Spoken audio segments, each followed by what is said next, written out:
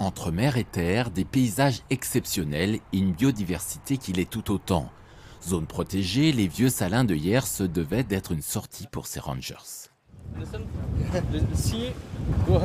Des gardes nature dont certains travaillent sur des zones humides.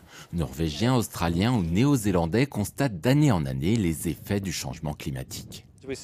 Sur le littoral, nous constatons beaucoup d'érosion. Nous avons beaucoup d'espèces en voie de disparition, beaucoup de plantes, mais aussi beaucoup d'animaux que nous essayons également de contrôler. Donc oui, c'est un gros travail.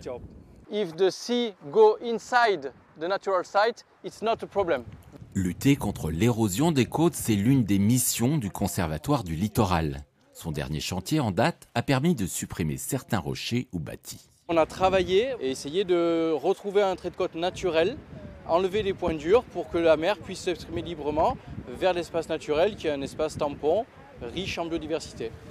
Montée des océans et modification de leur courant, l'érosion côtière est un phénomène planétaire. Pour ces rangers, cette sortie est surtout l'occasion de partager les expériences. Nous avons le même problème partout dans le monde. Il n'y a pas toujours de solution, mais parfois, si c'est nécessaire, des murs artificiels, des sacs de sable ou des choses de ce genre peuvent être de très bonnes solutions. Il y a pas mal d'oiseaux qui font des danses où ils vont s'enlacer, se croiser. Le grèbe, il le fait aussi. Faune et flore, pas timides, les vieux salins ont dévoilé leurs merveilles à ses visiteurs, pas comme les autres.